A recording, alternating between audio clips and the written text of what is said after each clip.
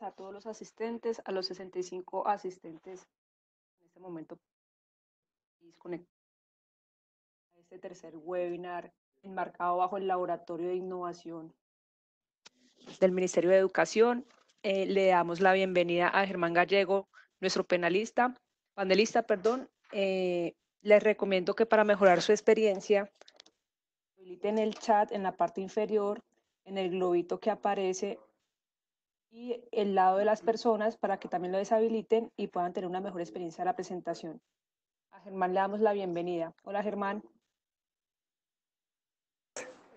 Para nosotros es un gusto haber sido invitados por el Ministerio de Educación Nacional a presentar una ponencia sobre transformación de la experiencia de aprendizaje en el marco del Laboratorio para la Innovación Educativa que busca, proyecto del Ministerio que busca promover el intercambio y la reflexión de toda la nación en torno a la educación mediada por tecnologías. Entonces, agradezco el espacio y quiero hacer una salvedad antes de iniciar, y es que cuando hablamos un poco de educación mediada por TIC, lo vamos a hacer en el contexto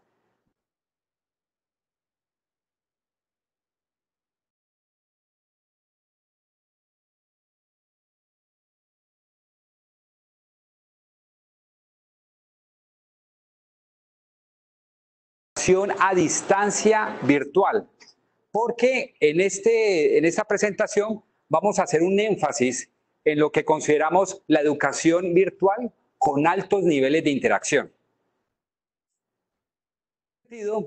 Vamos a ver un poco cuáles son esas transformaciones que queremos o consideramos se promueven a través de estos ambientes electrónicos. Por un lado, lo que son la migración de los contenidos a las experiencias de aprendizaje. Lo otro es migrar un poco la consideración de lo que llamamos presencialidad. Bien, hay una presencialidad física asociada al término. Lo que queremos es migrar a un escenario donde hablamos más de presencialidad cognitiva. Y ya no es porque es que podemos estar presentes físicamente en un lugar, pero ausentes cognitivamente. Entonces, el escenario que vamos a plantear es actividades con altos niveles de interacción que promueven realmente esa vinculación cognitiva que es la que necesitamos en los procesos educativos como tal. Frente a esto, vamos a ir frente a este escenario. Ustedes pueden ver acá, vamos a ir frente a este webinar, este va a ser nuestro recorrido, y vamos a hablar de un contexto general de lo que es, qué está pasando en el contexto global que nos está llevando a esta migración estas transformaciones en la educación. Después vamos a explorar los fundamentos. ¿Desde dónde, cuáles son esos marcos que han definido por qué esa presencialidad virtual es pertinente en el contexto contemporáneo? Máxime cuando estamos en ese momento en la coyuntura del decreto 1330 del Ministerio de Educación Nacional, que promueve la definición de registros calificados únicos, que nos permite no solamente hacer educación presencial, virtual, a distancia, dual, sino sus combinaciones. Estamos frente a escenarios donde es posible combinar lo presencial y lo virtual, lo dual virtual y, por supuesto, enriquecer y darle continuidad a lo que se ha llamado educación a distancia virtual. Vamos a ver unos escenarios educativos y, finalmente, una estrategia o una metodología para el diseño de experiencias de aprendizaje. el contexto global. Tiene la intención de abrumarlos, porque en términos de educación estamos ante paradigmas de aprendizaje diversos. Por ejemplo, a mí personalmente me gusta la perspectiva lingüística que hoy en día tiene un acento en lo que es la semiótica, la perspectiva lingüística de la competencia, que es muy greimaciana. Pero como ustedes pueden ver, el panorama educativo a nivel de paradigmas de aprendizaje es muy diverso. Desde conceptos claves, educativos, guías del aprendizaje y campos de conocimiento que convergen para la configuración de esos escenarios. No solamente pasa a nivel educativo, sino también a nivel tecnológico, porque estamos ante un escenario totalmente abrumador. Ya en la conferencia anterior nos hablaba de la revolución 4.0, la revolución industrial. Yo lo que diré es que hay un escenario de emergencia tecnológica tan abrumadora que en los contextos educativos nos hemos visto casi que abocados a esos escenarios sin hacer una planeación rigurosa en torno a los procesos educativos, que son los que finalmente, los que determinan los usos tecnológicos o los escenarios tecnológicos que deben responder a esos retos que hemos planteado en los proyectos educativos institucionales. Entonces, también es un panorama abrumador. Aquí hay demasiados escenarios. Hablamos también, por ejemplo, del blockchain que hablan en la vez pasada, pero es una más dentro de todo este ecosistema.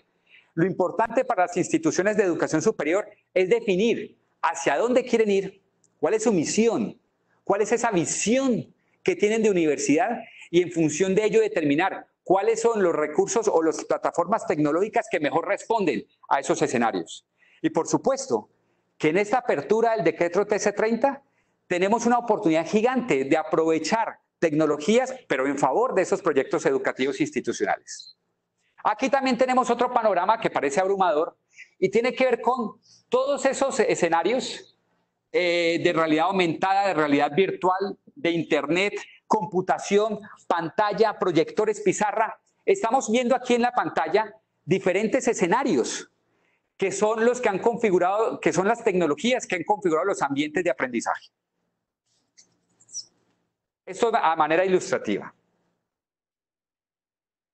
Muy importante es la transformación de los ambientes educativos.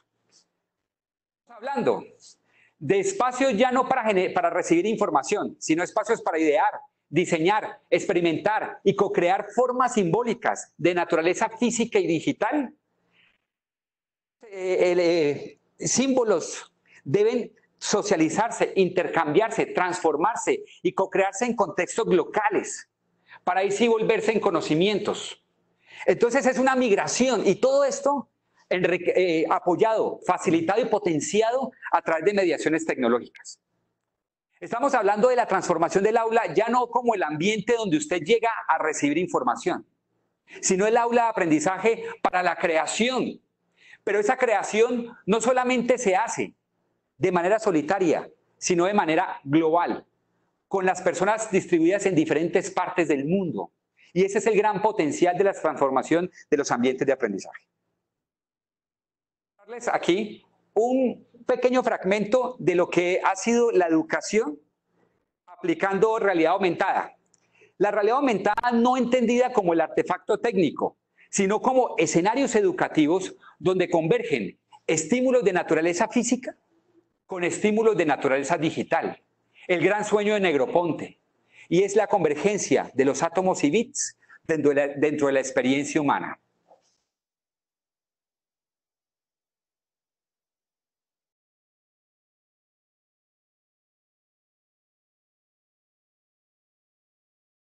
Lo que estábamos viendo, una profesora que lo que está haciendo es definiendo una serie de experiencias de aprendizaje que enriquece a través de estímulos de naturaleza digital.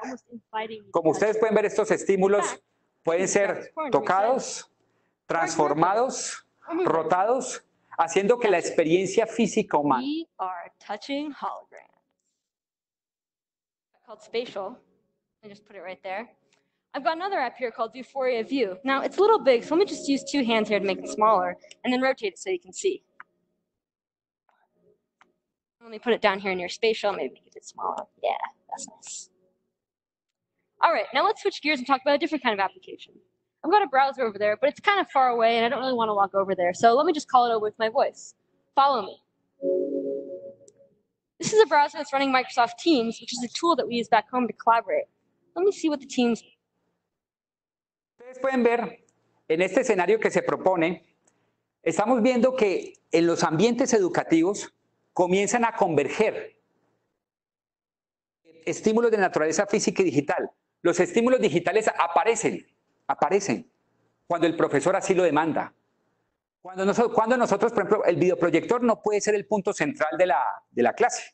No puede ser tampoco el libro. Son apoyos o recursos educativos que se despliegan en el marco de una experiencia de aprendizaje. Entonces, este escenario lo que nos propone es que en un solo ambiente educativo comienzan a aparecer los estímulos de naturaleza digital que se requieren para el desarrollo de una experiencia de aprendizaje. Todo este marco lo que nos comienza a mostrar, y ya entramos un poco en materia, lo anterior era solamente un contexto, el escenario que nos propone CONACYT en México, sé que hay algunos mexicanos aquí escuchándonos, y lo que nos planteaba CONACYT en su propuesta es que lo presencial y lo sincrónico son propios de lo que llamamos la educación presencial, física. Y los escenarios basados a distancia y asincrónicos son los que están asociados con lo que es la educación a distancia, virtual, pero es propio de la educación a distancia. Lo que nosotros estamos viendo es otra triada, ya no con los ejes X y Z y Y, sino también Z. Y es una migración del estudio independiente, que es clásico, a lo que es los encuentros en comunidad. Porque es que los códigos básicos de conocimiento de un campo o de una profesión, desde nuestro punto de vista, no se adquieren en soledad. Se adquieren en el intercambio simbólico, en la negociación simbólica con el otro, en la interacción. Y por eso hablamos de la migración del estudio independiente a los encuentros en comunidad. Porque son las comunidades las que finalmente las que legitiman y dotan de sentido los conocimientos. Hay otra migración que es muy importante a nivel educativo, y es la migración de la divulgación de información, clásico, por ejemplo, de este webinar, a la cocreación. Normalmente en los esquemas magistrales es el profesor quien difunde una serie de conocimientos a sus estudiantes. El lecture no está mal. El problema es que el 100% o el 90% de las actividades de aprendizaje estén enfocadas simplemente en la difusión de conocimiento. Ese es el problema. Entonces necesitamos migrar a un escenario donde el estudiante tenga la posibilidad de crear conocimiento, de que él sea el generador. Y por supuesto eso tiene que ver con los ambientes educativos que planteamos anteriormente. Y el último es fundamental, y es el paso de escenarios basados en la interactividad. Y aquí esto es muy clásico de la educación a distancia. Y es que hay una obsesión en el desarrollo de objetos educativos. Tenemos que desarrollar muchos objetos educativos. Lo que nos hemos encontrado, por ejemplo, Colombia aprende cuántos recursos educativos digitales tiene. Hay un buen sinnúmero. No obstante, lo que estamos viendo es que los profesores transformar el recurso. Y como está empaquetado en SCORM o es digital, la transformación de estos recursos es una tarea supremamente compleja o imposible. Entonces, lo que estamos viendo es que es importante comenzar a migrar de estos objetos educativos empaquetados de difícil transformación a un escenario palimpsesto. ¿Y esto qué es? Que sean los mismos profesores y los mismos estudiantes quienes tengan la posibilidad de construir y transformar los recursos educativos a partir de sus necesidades. Esto nos plantea un escenario, imagínense este escenario, donde todos son creadores de recursos educativos, profesores, estudiantes, y ya no tendríamos el problema o el escenario de tener que desarrollar el 15% de un programa a partir de objetos educativos que tienen que transformarse, porque la educación es dinámica. ¿Cuántas veces pasa que esos objetos educativos se tienen que transformar en función de las particularidades de los estudiantes? Pero esa transformación es muy compleja. Necesitamos migrar a unos escenarios. Es más, en las resoluciones reglamentarias que vienen del registro calificado único, una sugerencia respetuosa al ministerio es que deberíamos exigir el detalle del microdiseño curricular de las actividades de aprendizaje que se despliegan en lo virtual y no objetos educativos que deberán transformarse en el tiempo. Y por supuesto, migraremos a escenarios de total niveles de interacción. Fundamentos, o de dónde estoy pegándome en términos conceptuales para plantear semejantes bombas semánticas, porque hablar de presencialidad virtual tiene que ser justificado, por supuesto. Estamos hablando en términos cognitivos. Las personas, cuando estamos en el aula de clase, lo que hacemos normalmente es recibir una serie de estímulos de naturaleza física que percibimos a través de los sentidos. Cuando el profesor nos habla, el profesor lo que hace es perturbar el medio con la voz, en este caso, y los estudiantes a través de su vista, pues lo que hacen es percibir una serie de estímulos generados por los profesores. En este caso, una serie de conocimientos, habilidades o valores. Pero finalmente esta percepción, lo que hicieron los medios de comunicación como tal, fue masificarlo. Y los estímulos de naturaleza física que genera el profesor oralmente, ya lo pudo hacer, por ejemplo, Aristóteles a través de sus textos escritos. Él escribía un libro, todos escribimos libros con la esperanza que esos estímulos de naturaleza física entren en contacto con otras personas para que lean esos estímulos y se formen o se lleve a partir de una negociación simbólica de él con el documento una serie de aprendizajes que se orientan a través de unas estrategias que nosotros hemos definido. Pero el ser humano como tal, como ustedes pueden ver, lo que hace es percibir una serie de estímulos y lo que hemos hecho con la Internet es mediarlo. Y es hacer que medios masivos cojan un estímulo, un símbolo concreto, digamos, hablemos de una actividad de aprendizaje, y que se difunda masivamente en las personas. Un escenario donde son las tecnologías, como vemos aquí, que ya no están hechas para ser espectadores. No son recursos para ser visionados solamente, no son recursos para ser vistos. Son escenarios donde las tecnologías nos posibilitan la creación, y ya vamos a hablar de ese escenario. Un término que a mí me encanta, personalmente, este término ya se los destaco, y es hablar de tecnoimaginarios. No, anterior. Tecnoimaginarios. ¿Qué es tecnoimaginarios?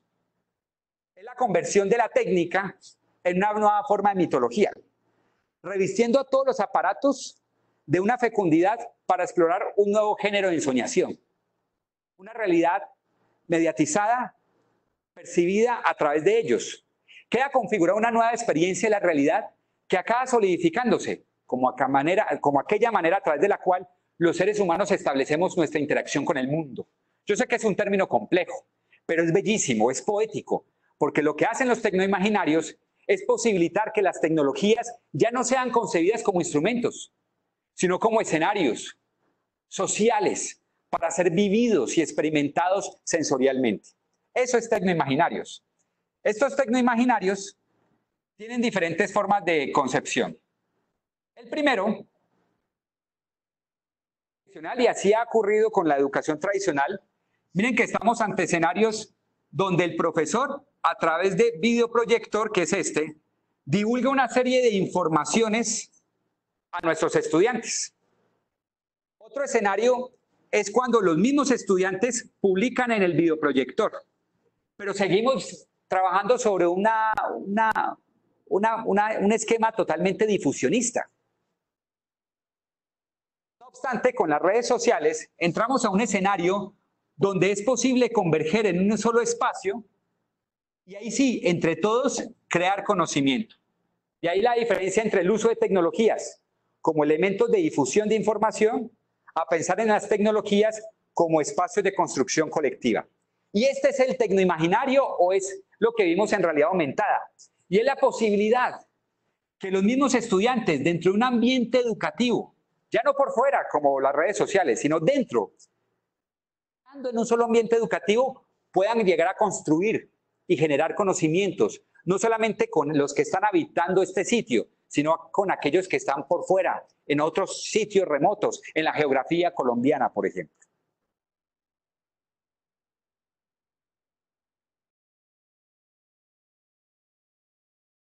Toda esta apuesta, ahorita sí voy a hablar frente a este escenario, ¿qué concebimos como comunicación educativa mediada por TIC? ¿Cuál es la definición de educación mediada por TIC? Y lo entendemos como un proceso de interacción. Miren que aquí esto es clave y por eso hablaba de un distanciamiento con la educación a distancia tradicional, porque lo que estamos hablando, que aquí hay un enfoque basado en los intercambios simbólicos. No es posible desde este esquema generar conocimiento. Proceso de interacción para la significación social de conocimientos, habilidades y valores. Pero estos conocimientos, habilidades y valores dependen de contextos históricamente específicos y socialmente estructurados. En pocas palabras, si hacemos educación virtual, por ejemplo presencial o a distancia, hay que tener muy presente que las comunidades tienden a significar esos conocimientos de manera muy particular. No es un asunto de tratar de, y es lo que uno ve en algunos contextos, de generar o estandarizar una serie de conocimientos que sean iguales en todos los contextos. Para el estudiante que vive en Ibagué, de Cali, no.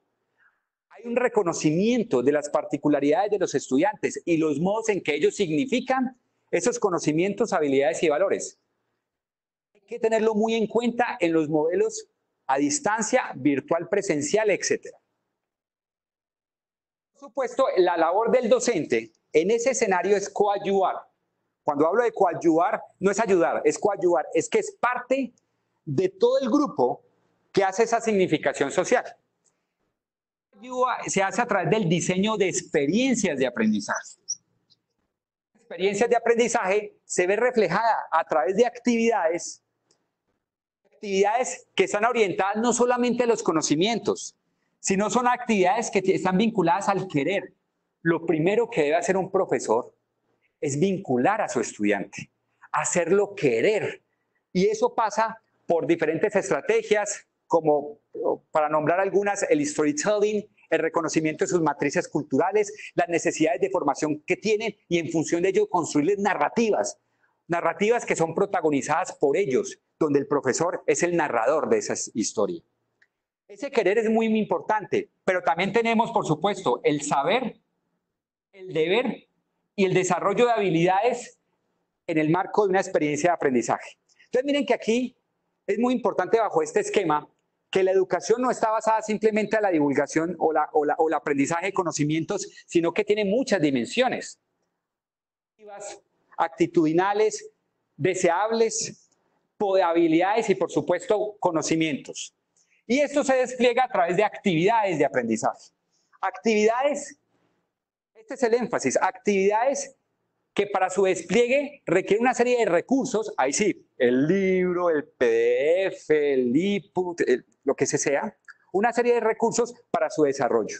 Y por supuesto las actividades de aprendizaje se definen a través o se despliegan a través de ambientes.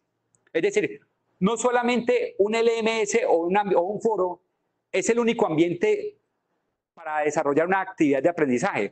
Hay múltiples. Y de ahí que exista un reto en los profesores en definir claramente el recurso educativo que usarán en función de la actividad de aprendizaje. Y estas actividades, como proceso de interacción, como ustedes pueden ver, se apoya, facilita y potencia a través de mediaciones tecnológicas.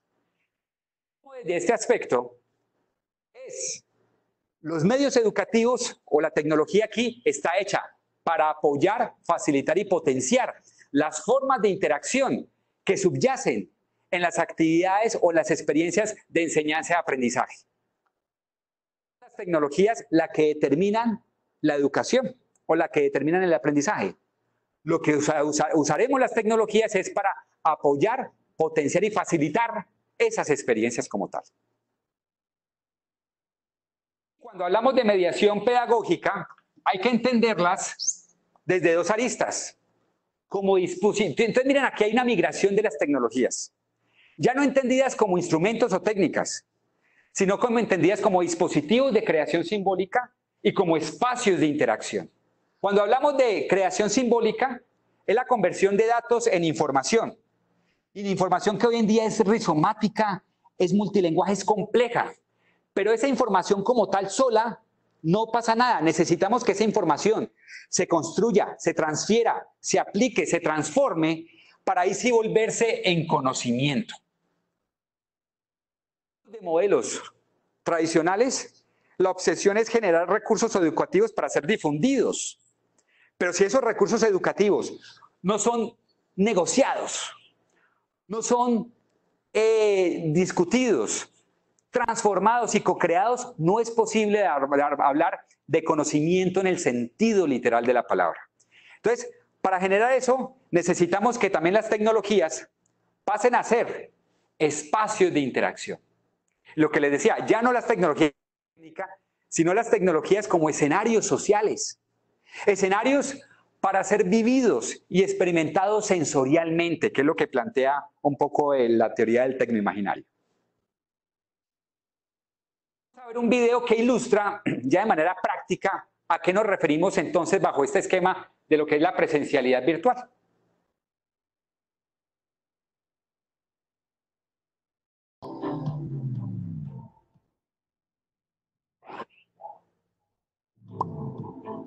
Video.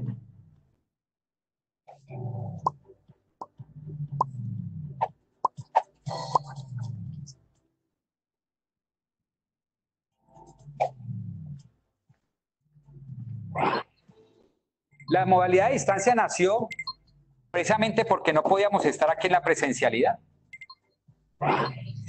Y se han creado la televisión, la prensa, pero esto se ha tecnificado y por eso hoy hablamos de educación a distancia y virtual.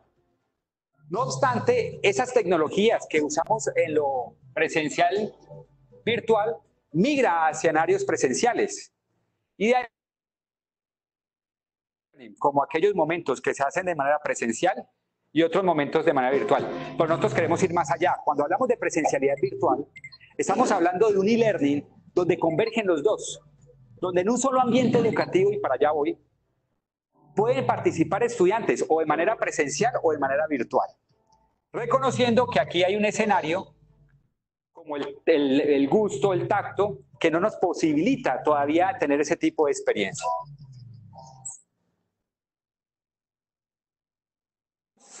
En materia un poco más práctico, ¿qué implica esto de presencialidad virtual? ¿Por qué esto está transformando en gran parte? Hablemos de actividades de aprendizaje. ¿Qué nos dice el concepto del crédito académico?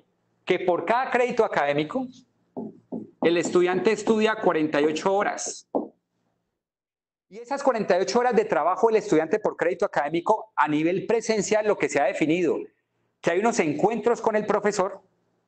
Si el calendario académico es de 16 semanas, normalmente en nuestras instituciones eso nos da 9 horas de trabajo del estudiante por semana en un calendario de, 3 horas en un calendario de 16 semanas.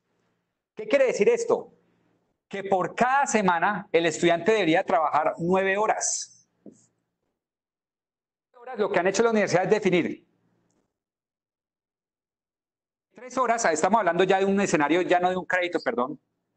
Vas al anterior. Ya, eso. Tenemos que cada crédito son 48 horas de trabajo. En un esquema de 16 semanas, esto nos da 3 horas a la semana de trabajo del estudiante. De esas 3 horas de trabajo del estudiante, una es de encuentro con el profesor y 2 de estudio independiente. Normalmente ese es el esquema que hemos incorporado a nivel académico. Pero este mismo esquema también funciona en lo virtual, en un escenario de presencialidad virtual. Por ejemplo, estamos hablando que pueden haber encuentros entre el estudiante y el profesor. Y esos encuentros pueden ser sincrónicos o asincrónicos. Pero igual, ¿quién define esto? Es la actividad de aprendizaje la que determina. Por eso hago énfasis en la importancia de que la exigencia que salga en las resoluciones reglamentarias es una exigencia del detalle del microdiseño curricular, porque en ese microdiseño se deben establecer cuáles son en función de la actividad, cuáles son los encuentros que se dan de manera sincrónicas o asincrónicos. ¿Cuáles son los acompañamientos que debe tener el profesor al proceso formativo? Que también puede ser sincrónico o asincrónico. Y finalmente, las actividades de estudio independiente, que no necesariamente por ser independiente es que se haga solo, sino que se puede hacer en equipo. Y esto plantea un escenario de pensar el e-learning desde varios escenarios. Hay un e-learning, la distinción entre una y otra modalidad, basado en altos niveles de interacción. Este e-learning basado en altos niveles de interacción es lo que uno hablaría de presencialidad virtual. ¿Por qué? Porque es necesario, en función de la actividad de aprendizaje, que existan altos niveles de intercambio simbólico y negociación, de creación, pero creación no solo, en colectivo. Y frente a ese escenario, nos parece pertinente hablar de un e-learning con altos niveles de interacción. Hay un e-learning balanceados. ¿Qué es esto? Que tienen en función de sus propias particularidades encuentros sincrónicos, asincrónicos, acompañamientos y estudio independiente. ¿Eso quién lo definirá? La naturaleza del curso. Pero por supuesto reconocemos que también hay escenarios de alta interactividad. Ya no hay interacción, hay que diferenciar entre lo que es interactividad e interacción. La interactividad es basado en lo que llamamos educación a distancia tradicional y virtual, donde el estudiante se encuentra con una serie de recursos, pero ya no el recurso para ser visionado o ser contemplado, un recurso para ser transformado, un recurso totalmente interactivo, donde el estudiante tiene posibilidades de problematizar sus conocimientos. Lo que hay que tratar de evitar en lo que es la educación tradicional a distancia virtual normal es tratar de movernos en un enfoque difusionista. Los PDFs o los videos para ser visionados, para ser contemplados, donde no se problematizan, donde el estudiante no construye. Y es frente a esos escenarios que nosotros como nación debemos tener especial distanciamiento. Pero por supuesto que pueden haber escenarios donde los objetos educativos invitan a la co-creación por parte de su comunidad.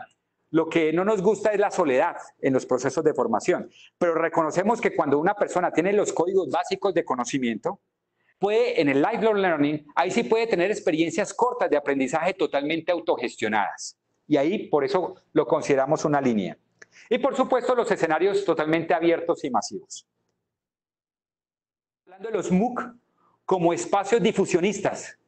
Estamos hablando de los MOOC como empezaron. ¿Y qué es eso? Escenarios para ser construidos y dotados de sentido por su propia comunidad. Y este escenario me encanta, el híbrido. El híbrido ya está muy asociado a lo que son las experiencias de aprendizaje presenciales físicas. Porque como dije al principio, la presencialidad no es estar físicamente en un lugar cuando se puede estar ausente cognitivamente. La presencialidad es la participación activa de un estudiante en el marco de una experiencia de aprendizaje. Y esa presencialidad con TIC puede tener varios propósitos. TIC para apoyar y acompañar al estudio independiente. ¿Cuántas veces nos pasan los procesos de acreditación que nos dicen, evidéncieme, demuéstrame el estudio independiente? Bueno, las tecnologías ahí pueden ser un aliado. Y es que todas las experiencias de aprendizaje que se hacen de manera independiente se puedan mediar a través de este tipo de escenarios. Utilizar las interacciones. ¿Cuántas veces nos pasa que nuestros estudiantes vienen en otras regiones del país? Por ejemplo, en Cali, a veces nos pasa que el estudiante viene de Palmira, viene de Jumbo, viene de Buga, a una asesoría de 20 minutos. Demora 2 horas recorriéndose la ciudad para una asesoría de 20 minutos para después devolverse otras 2 horas. No tiene sentido. Tenemos que flexibilizar las interacciones incluso en lo presencial. Gestión de conocimiento.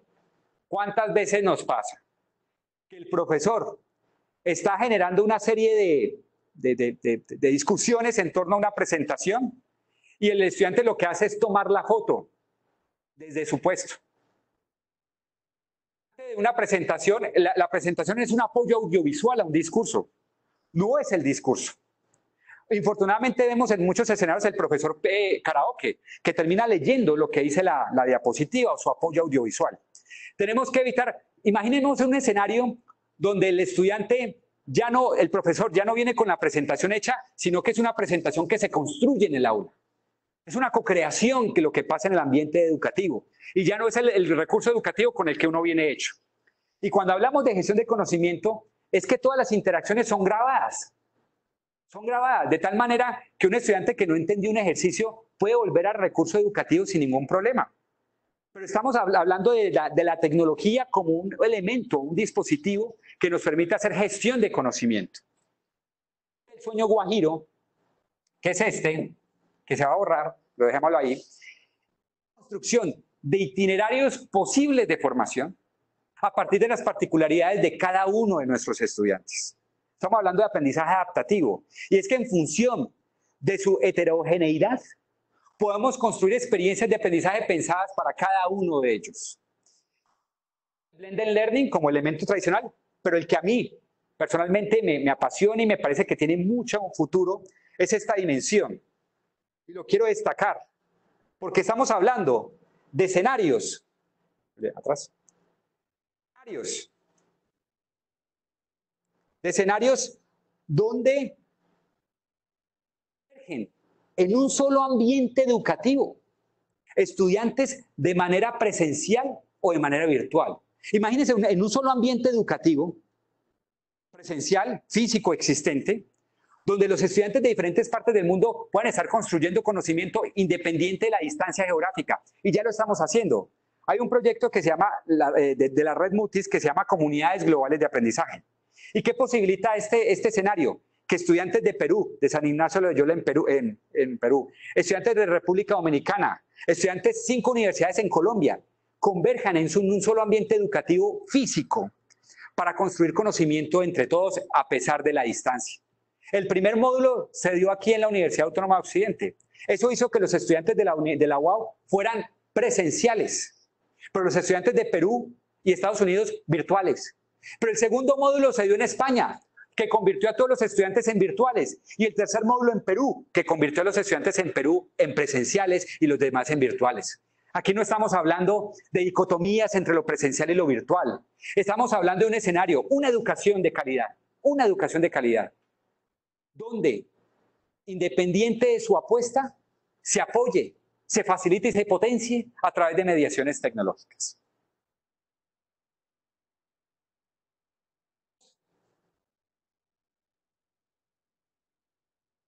Escenarios que sí les voy a compartir la pantalla porque esto se necesita leer. Ustedes pueden ver, cuando hablamos de exposición y uso de recursos digitales, va desde lo convencional, que es la exposición y visionado de materiales, hasta los recursos o los materiales que son construidos por los estudiantes y enriquecidos por ellos mismos. En ambientes sincrónicos no nos referimos exclusivamente a espacios de videoconferencia como este. No. Los espacios sincrónicos deben ser vistos como escenarios para la creación simbólica. De ahí que se haga énfasis en este tipo de escenarios. Tenemos también la problematización. ¿Cuántas veces nos pasa en el aula de clase?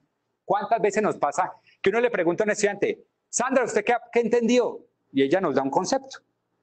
Y cuando yo le digo a los demás, ¿qué entendieron? Lo mismo de Sandra, y todos dicen, sí, estamos conectados con Sandra. Nuestras muestras no son representativas cuando le preguntamos a un estudiante sobre un documento que tuvo que leer. Deberíamos preguntarle a todos, pero como no tenemos tiempo en nuestro curso, porque los encuentros son limitados, pues nos dejamos llevar por las percepciones de 1 o 2 estudiantes. Aquí estamos hablando de escenarios donde todos pueden contestar, escenarios que pueden ser problematizados, escenarios que nos permiten hacer o tener una data detallada de cada uno de los estudiantes, los que están en sitio y los que están remoto. Y de esa manera tener un consolidado, un Big Data, un consolidado de todas las formas de comprensión que tuvo un estudiante frente a un recurso educativo. Y ahí sí, en función de esa data, tomar decisiones de cómo oriento la discusión en el encuentro de clase. También espacios, como les decía, de generación y co-creación. Tenemos espacios de intercambio y, por supuesto, todas las posibilidades de almacenamiento, publicación y distribución. Miren, aquí lo que les estoy mostrando son 5 escenarios que no se limitan a los espacios sincrónicos pensados como videoconferencias.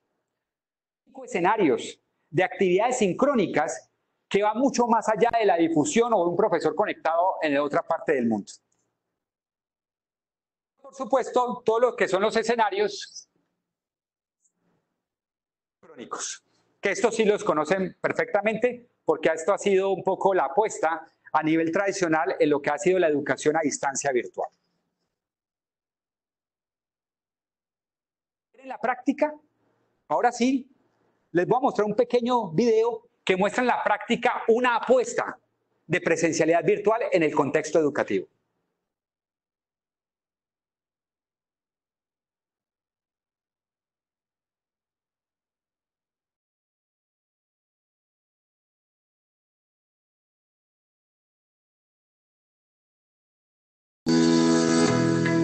¿Se les fue la luz?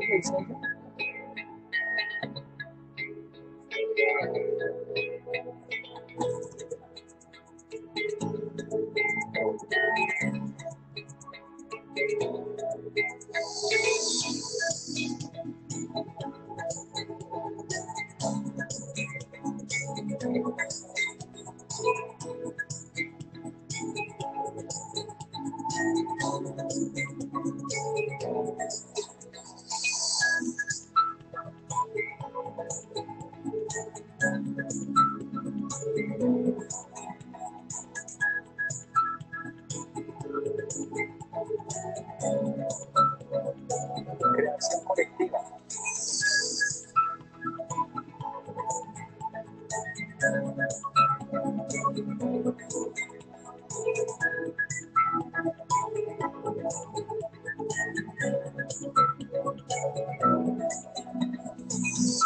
Estudiantes virtuales y presenciales con problemas de conocimiento que construyen y se dinamizan entre ellos.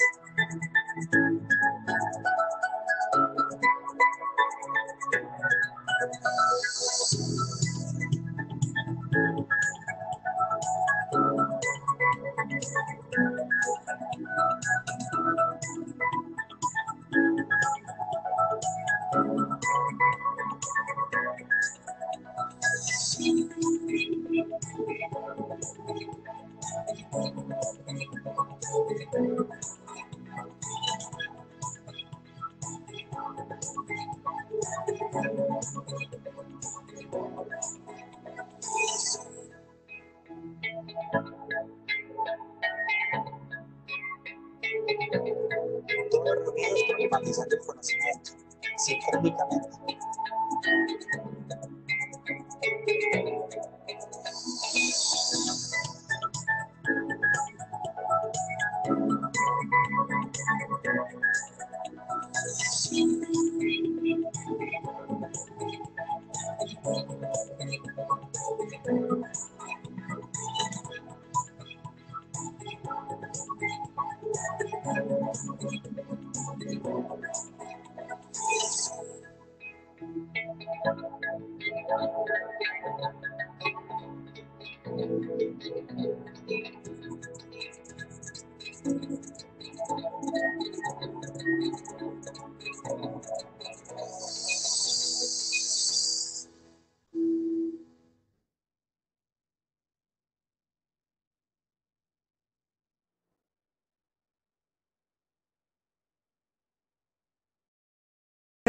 Por supuesto, abrumador para muchos. Plantea un reto, por supuesto, a nivel educativo, sobre todo para los profesores. ¿Por qué? Porque, por supuesto, que implica unos niveles de interacción para escenarios con los que los profesores no han sido, los profesores nuestros han sido pensados más desde la oralidad y la escritura. No han sido pensados desde entornos totalmente hipermediales. Entonces, el reto de lo virtual, y ustedes lo pueden evidenciar cuando normalmente uno le dice a un profesor que ha sido formado desde las lógicas de la oralidad y la escritura, que construya un objeto educativo, está pensando en el texto escrito. En el mejor de los escenarios, incorporamos la oralidad. Entonces, por ejemplo, por eso los PPTs comienzan a hacer karaokes o escenarios para ser leídos y no vistos. Entonces, hay un reto a nivel de, ya no definición, ya no de apropiación de tecnologías, sino un escenario de apropiación del lenguaje propio de los entornos hipermediales. Todo esto que estamos viendo demanda que los profesores se formen ya no solamente en TIC, sino que se formen en las particularidades del lenguaje hipermedial. Pero También nos consideramos que el reto no está en los procesos de capacitación. Por ejemplo, nosotros aquí en la Universidad Autónoma ya no le creemos a los procesos de educación de 6 meses, 1 año, no. Queremos crear itinerarios de formación a los profesores no orientados en la formación como tal, sino pensados en microcápsulas, microlearning, donde el propósito es que el profesor construya.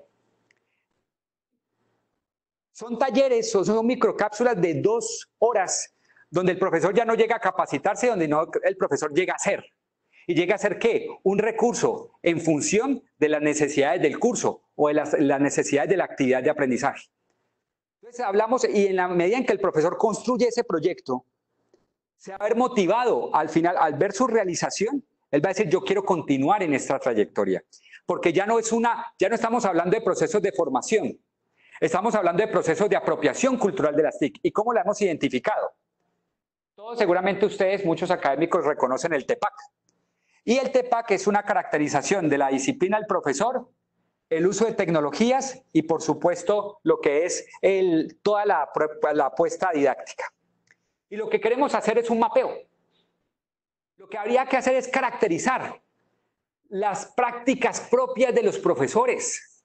¿Qué hacen? ¿Qué hacen en el aula? ¿Cuáles son sus matrices culturales en función en el ámbito educativo?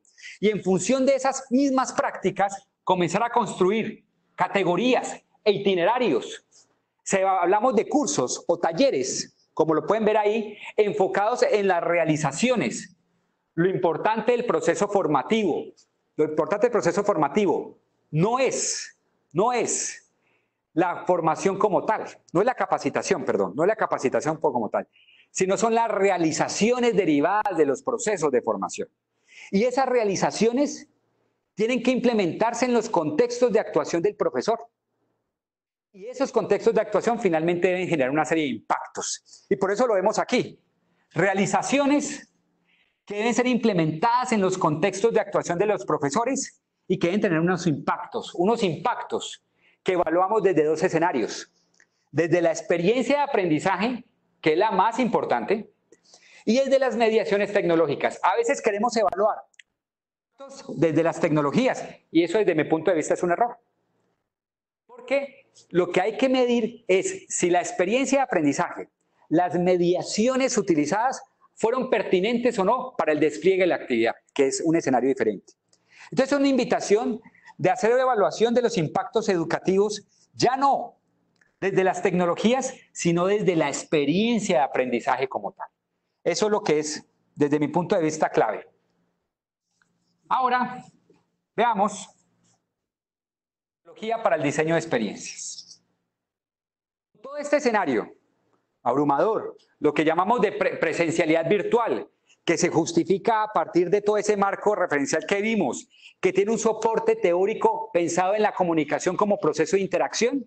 Pensamos entonces ir más allá y es cómo diseñar ese tipo de experiencias de aprendizaje. Y lo primero y más importante, como lo han visto, es las matrices culturales. Nuestros estudiantes, cuáles son nuestras poblaciones. Y después ahí sí pensar, el hacer querer que veíamos en la definición de educación mediada por TIC. Y ahí sí definimos lo pedagógico, la formulación de desempeños. Después de definir los desempeños que puede alcanzar el estudiante, la pregunta es, ¿qué actividades de aprendizaje se deben desplegar para alcanzar esos desempeños? Y esas actividades de aprendizaje son las que comienzan a determinar todos los recursos educativos que no son necesarios para su despliegue. Desde objetos educativos abiertos que se puedan transformar. Acuérdense que el empaquetamiento no es muy bueno. Los desarrollos propios no es colocar un video por un video. No es colocar una gráfica por la gráfica. Cuando hablamos, nosotros hemos definido una serie de taxonomías que definen en función de la data qué tipo de formato es el más indicado. Por ejemplo, si usted tiene una data descriptiva, usted debe usar una imagen. Pero si usted tiene una data expositiva, lo que tiene que hacer es construir textos escritos. Pero si su data es narrativa, puede ser un audio. Y si es descriptivo narrativo, sí es un video. Conocimiento es susceptible a ser video. ¿Cuántas veces hemos visto a profesores que dan conceptos complejos, seguramente como los que estoy dando hoy, se pierden en la medida en que no son acompañados a través de elementos gráficos. Entonces, cuando uno usa un video es porque hay elementos descriptivos, narrativos que lo justifican. Y hay otro escenario, como ven acá, que quisiera destacarlo, que hay una serie de principios de carácter cognitivo,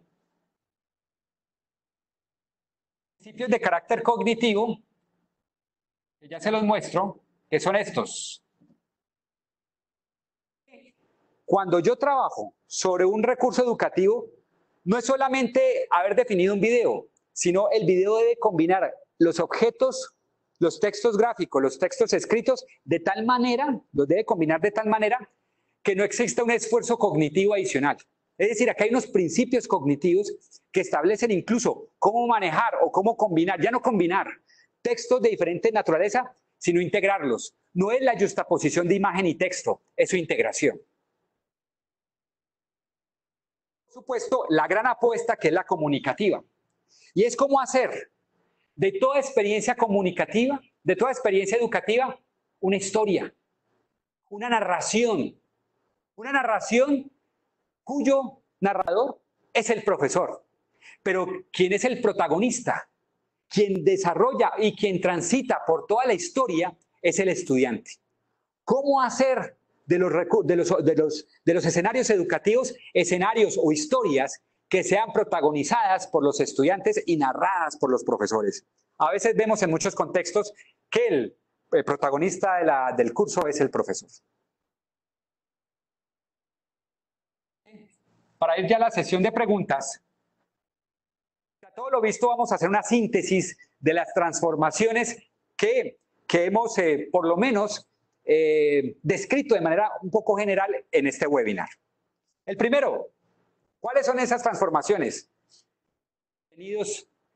Estamos viviendo hoy en día una migración de los contenidos educativos y en la forma en que se divulgan a la construcción de conocimiento en el marco de experiencias de aprendizaje.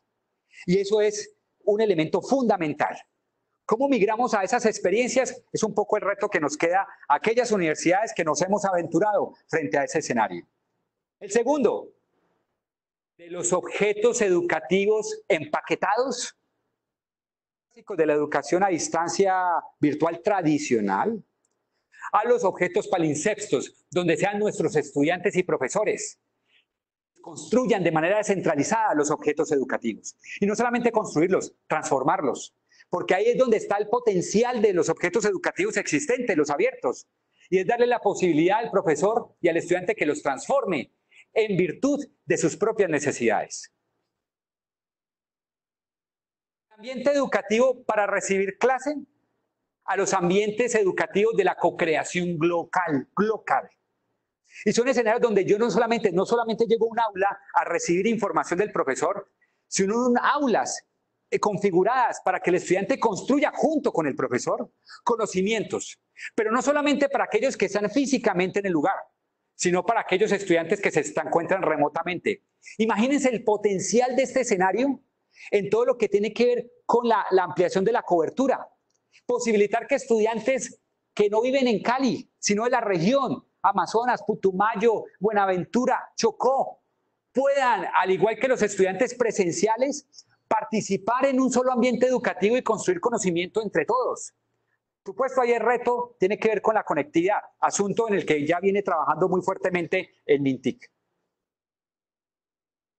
Y también otro escenario, otra transformación es de la presencialidad física a la presencialidad cognitiva. ¿Cuántas veces hemos visto a nuestros estudiantes en el aula de clase? Están presentes físicamente, pero ausentes, porque su cabeza y su esfuerzo cognitivo está en otra parte. Necesitamos migrar a una presencialidad cognitiva, donde todos los estudiantes, independientes si son físicos o se conectan de manera virtual, puedan estar vinculados en el desarrollo de una actividad de aprendizaje. La interactividad, la interacción. Tenemos la convicción de que los códigos básicos de conocimiento de un campo, de una profesión o campo, se adquieren es con el otro. Asociación simbólica, no en soledad. Y por eso necesitamos migrar del estudio independiente a escenarios de estudio independiente que se hacen en grupo, una creación colectiva. TIC ya no como un propósito, sino, y ni siquiera a nivel didáctico, sino las TIC para potenciar, facilitar y apoyar las formas de interacción que subyacen en las experiencias de aprendizaje, que subyacen en las experiencias de enseñanza y aprendizaje que se despliegan en el marco de un curso. Importante, de las capacitaciones a los procesos de apropiación cultural. Y esto no se hace simplemente generando propuestas de formación donde nuestros indicadores formamos 5.000 personas. No, lo importante son las realizaciones derivadas de esos procesos de formación y que esas realizaciones se estén implementando en los contextos de actuación del profesor y que eso tenga un impacto en los aprendizajes de los estudiantes y medirlo desde las experiencias de aprendizaje y no desde las mediaciones. Pues finalizamos un poco finalizamos el webinar. Para nosotros fue un placer haberlos acompañado. Van a haber un momento de preguntas, pero un poco para hacer el cierre de este webinar, estamos migrando en esta propuesta del acento de los contenidos educativos y la forma que se difunden a la construcción de conocimiento en el marco de experiencia de aprendizaje. Esto posibilita hablar de presencialidad virtual, no hay que tenerle miedo. Y esta presencialidad virtual va a ser una realidad en Colombia, gracias a que el decreto 1330, que promueve el desarrollo del registro calificado único, donde podemos combinar las diferentes modalidades, ya es posible en el contexto colombiano. Sé que nos escuchan de otros países y, por supuesto, la invitación es comenzar a gestar como comunidad las transformaciones que más favorezcan a los que, pues, nuestro propósito misional, y es la formación, el aprendizaje de nuestros estudiantes para responder a las demandas del contexto regional, nacional e internacional, como es el reto contemporáneo. Muchas gracias.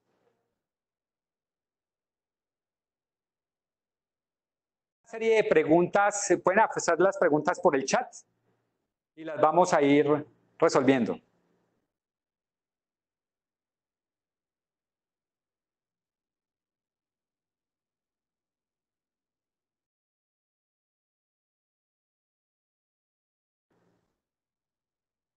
Fórmulas, por favor.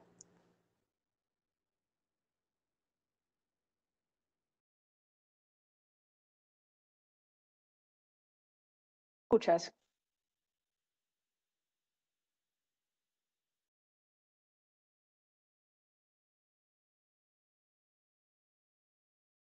En cuanto a diseño de experiencias de aprendizaje, nos dicen que es un tema muy interesante, pero ¿cuáles serían los elementos que se deben considerar para el diseño? Tres dimensiones que hay que considerar en el diseño de una experiencia de aprendizaje. Hay una dimensión comunicativa, que es fundamental. Que la experiencia sea significativa es que el estudiante reconozca en ella elementos de su propia matriz cultural, es decir, elementos de su cotidianidad, de su contexto de actuación. Entonces, lo primero que habría que, cuando diseñamos una experiencia, desde el punto de vista comunicativo, es cómo hacemos para vincular al estudiante. Entonces, esto se hace a través, por ejemplo, poniéndolo en términos prácticos, que estamos hablando de un campo de conocimiento-profesión, alguna problemática real, cotidiana, con la que se enfrenta, por ejemplo, un ingeniero. Que el estudiante reconozca en esa problemática su cotidianidad, en este caso el contexto colombiano o el contexto de otro país. Ese es el gran reto, porque identificar la matriz cultural en una modalidad virtual donde el grupo es muy disperso es uno de los retos más importantes. Entonces, ese es el primer elemento, tener en cuenta las matrices culturales. ¿Quiénes son nuestros estudiantes? Yo sé que es complejo, pero uno puede, lo que hacemos nosotros es hacer un diagnóstico previo que nos permite identificar gustos, propósitos de formación, cuál es la identidad profesional que ellos quieren conquistar, y en función de esa identidad comenzar a construir las metáforas, los retos, etc. Después pasa una dimensión pedagógica, y en lo pedagógica pues depende del proyecto educativo de la institución. Cada institución ha de configurar una serie de lineamientos o de modelo educativo, y en función de ella es que uno comienza a construir también desde el punto de vista pedagógico las actividades de aprendizaje. Viene toda la apuesta del microdiseño curricular, y esto no se hace por fuera de lo que ha planteado el proyecto de cada universidad. Otra dimensión que es la tecnológica. Y acá hay una particularidad, porque la tecnológica no es simplemente definir qué formato o qué escenarios es donde se despliega o qué LMS, sino que en función de cada actividad de aprendizaje, tú comienzas a desplegar una serie de recursos educativos y de ambientes que son los que hacen o enriquecen la experiencia. Me explico. Vamos a jugar la lleva. Entonces, si vamos a jugar la lleva, aquí no podemos porque esto es un espacio cerrado. Entonces yo defino una serie de escenarios y una serie de recursos, por ejemplo, sería la norma o que la lleva tiene que ser con la bomba, una serie de escenarios que enriquecen la experiencia. El problema que, ¿por qué la gente no produce experiencias? Porque se ha enfocado mucho en el contenido. Y la experiencia implica que consideres otros elementos de la experiencia humana que no necesariamente... Cuando hablo de la experiencia humana son los mensajes, la metáfora, la historia, los recursos que acompañan una actividad, etc. Y la tercera dimensión, que finaliza con la primera, es la comunicativa. Y es cómo hacer de un curso una historia, un storytelling, que sean protagonizados por el mismo estudiante. Estos son los diferentes insumos. Yo lo que invitaría a la persona que me preguntó es que si está interesada en conocer en detalle la metodología para el diseño de experiencias de aprendizaje, con mucho gusto se la puedo compartir. Por el chat vamos a compartir mi correo y de los mayor gustos es poder socializar el documento que es la metodología para el diseño de experiencias. Germán, tenemos varias preguntas en cuanto a la implementación. Voy a intentar resumirlas un poco. Nos pregunta si si ya hemos diseñado cursos bajo esta metodología en la Universidad Autónoma del Occidente, ¿cuántos se han diseñado así y si se han evidenciado algunos resultados o evidencias del aprendizaje a partir de su implementación? Nosotros hemos tenido dos contextos de implementación de la metodología. Hace más o menos un año y medio lo venimos haciendo. Lo estamos haciendo en este momento en los posgrados virtuales de la universidad, donde el primer choque para una situación que quisiera comentar es que lo primero que decía el estudiante cuando entró es, uy, ¿cómo así que encuentros? ¿Cómo así que interacciones? Yo esperaba era una propuesta virtual muy enfocada a la distancia, y es donde yo entraba y veía con recursos. Entonces, nosotros hicimos esos acompañamientos y fueron muy positivos. El estudiante valoró muy positivamente todas las formas de interacción que podían desarrollarse a través de entornos electrónicos, y hoy en día es un factor diferencial para la autónoma. Y ya tenemos también lo puedo socializar, ya tenemos resultados, no solamente de los impactos basados en la experiencia de aprendizaje, no en la mediación, sino en la experiencia de aprendizaje, y también tenemos impactos en los niveles de apropiación cultural de las TIC de los profesores, porque eso es un elemento fundamental, porque el que despliega todo esto es el profe. Si no tenemos profesores con esta competencia, la experiencia de aprendizaje termina siendo el mismo escenario de divulgación de información.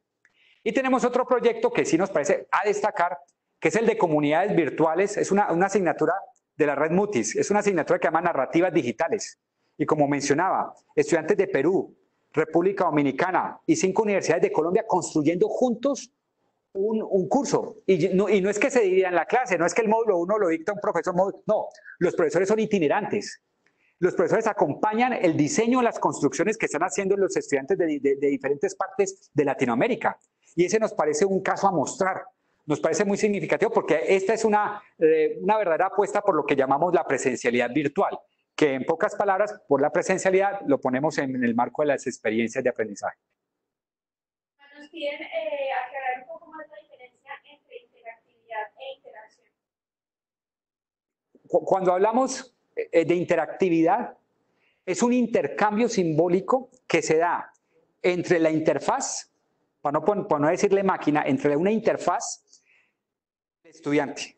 Cuando el estudiante se enfrenta a la interfaz, por supuesto la interfaz fue hecha por un profesor, pero el profesor depositó todos sus códigos en ese recurso. No hay posibilidad de intercambio simbólico entre el profesor que construyó el recurso educativo y el estudiante que, que hace interactividad con él. La interactividad se refiere a un escenario donde el estudiante manipula en tres dimensiones, a nivel selectivo, a nivel transformativo y a nivel constructivo, un recurso educativo. Podríamos hablar de una pseudo interacción entre la máquina y el estudiante. Pero no hay intercambios simbólicos. En cambio, la interacción se refiere a los procesos de intercambio simbólico para la significación social de conocimientos. Entonces, cuando hablamos de significación de conocimientos, la significación no se hace solo, se hace en comunidad. Entonces, estos niveles de intercambio simbólico son necesarios necesariamente para que existan formas de interacción. Por eso hablamos, en comunicación hablamos de formas de interacción para la significación social. Y la interacción se refiere a intercambios simbólicos. La interactividad no es posible, porque finalmente yo tengo una especie de intercambio, pero no es con otro, sino que es con una máquina donde no hay intercambio, no hay negociación simbólica, pero sí una serie de transferencias de información, pero que no me faculta negociarlas. Esa sería la diferencia. Interactividad más interfaz hombre-máquina, interacción, personas, comunidad. Cristian Usecha plantea el escenario de la brecha digital que existe no solo a nivel de apropiación, sino también de conectividad. Y nos pregunta cómo desde la presencialidad virtual es posible reducir dicha. Aquí hay dos escenarios. Uno a nivel tecnológico. Por supuesto que este panorama de presencialidad virtual demanda de unas condiciones tecnológicas mínimas, tanto para la universidad como para la persona que está conectada a ese tipo de experiencia. La estrategia, como sabemos que hay unas condiciones mínimas, estamos hablando de más o menos 5 megabytes de transferencia, implica que esas comunidades, y ahí hay brechas todavía, aunque sabemos que el MINTIC está haciendo esfuerzos para que tengamos un país totalmente conectado, sabemos que todavía subsisten. Y la estrategia que nosotros particularmente estamos definiendo es alianzas con algunos proveedores de servicio para tener, ya no como decíamos en la distancia tradicional, tutoriales, no, sino tener centros que tengan toda la garantía de conectividad que permita que esos estudiantes en todas esas regiones puedan estar viviendo una experiencia de presencialidad virtual. Entonces, las brechas todavía hay, pero no obstante, sabemos que el gobierno está avanzando eso y que por lo menos en el contexto de la autónoma estamos definiendo ya estrategias que posibiliten que la tecnología no sea una limitante para que el estudiante pueda vivir esas experiencias presenciales virtuales.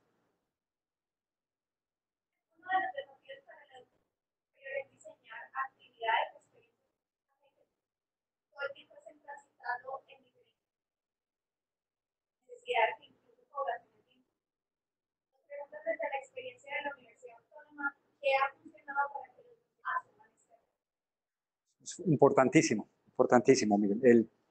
Uno de los retos que hemos tenido en la implementación de cursos bajo esta metodología es tratar de configurar una serie de indagaciones previas al estudiante que nos permita reconocer esas particularidades. Les doy un caso virtual. Como ya no es divulgar conocimiento, sino que el estudiante actúe en su propio contexto. Imagínense la declaración, que el estudiante pueda transformar, impactar su propio contexto de actuación. Es decir, no tiene que venir a Cali a aprender para después volver a Buenaventura y transformarlo, no. Él puede en la distancia, a partir de una serie de actividades de aprendizaje, poder transformar e impactar su propio contexto. Eso para nosotros ha sido un reto gigante. ¿Y en qué ha consistido? Como es a nivel de posgrado, es primero indagar cuál es su contexto. No solamente social, sino de actuación, laboral. ¿Cuáles son sus necesidades? ¿Cuál es esa identidad profesional que quiere conquistar? A partir de esos insumos, entregárselo al profesor para poder acompañar esos procesos de manera pertinente. Por ejemplo, doy un caso.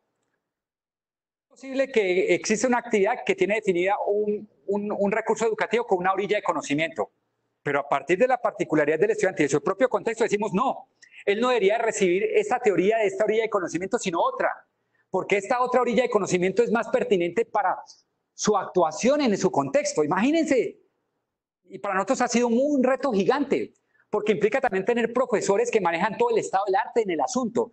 Nosotros ya no tenemos tutores, nosotros tenemos profesores de alto nivel en los programas virtuales. ¿Por qué? Precisamente por ese escenario. Porque el profesor no solamente tiene que reconocer las particularidades, sino conocer el estado del arte del asunto para poder definir en función de esas particularidades cuál es el recurso educativo más pertinente para ellos. Y sí que ha sido un reto una de las acciones concretas ha sido lo que te digo, y es hacer una serie de, no de diagnósticos, sino de reconocimiento de esas matrices culturales, de esas particularidades, para que en función de ello orientemos el desarrollo del curso. Y más si estamos diciendo que el protagonista es el mismo estudiante.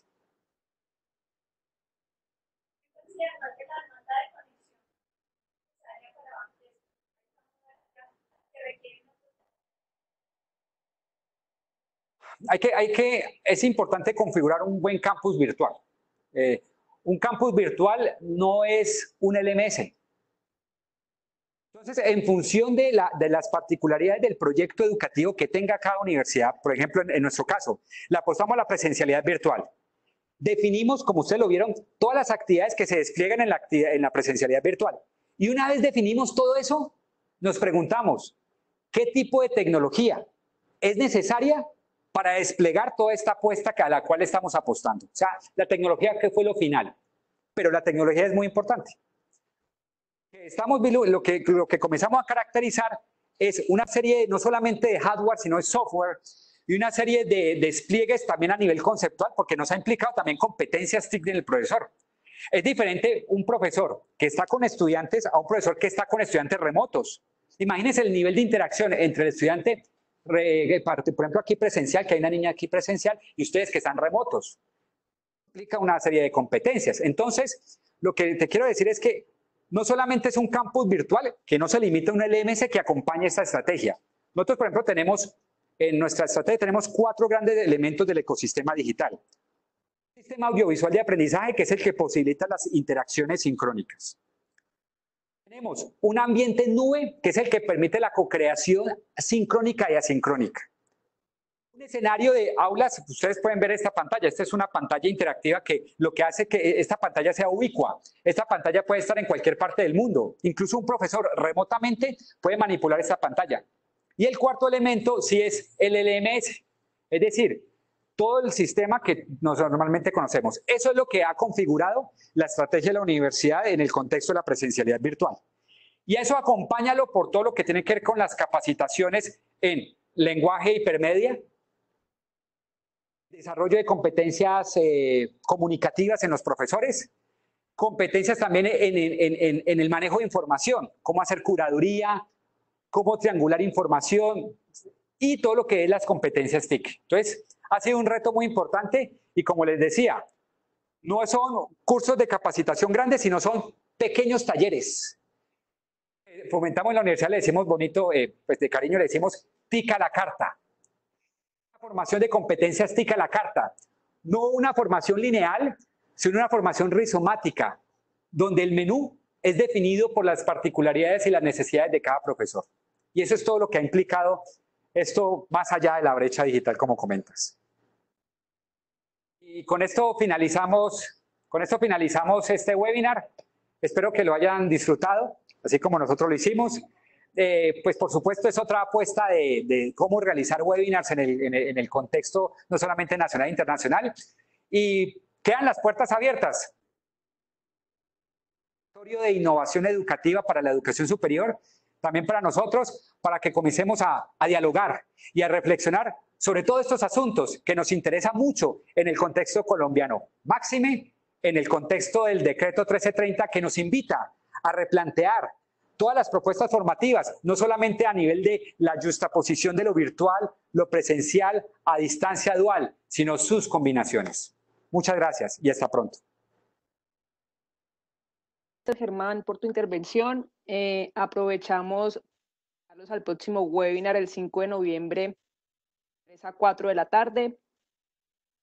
Los esperamos y muchas gracias por asistir a este webinar. Hasta la próxima a todos.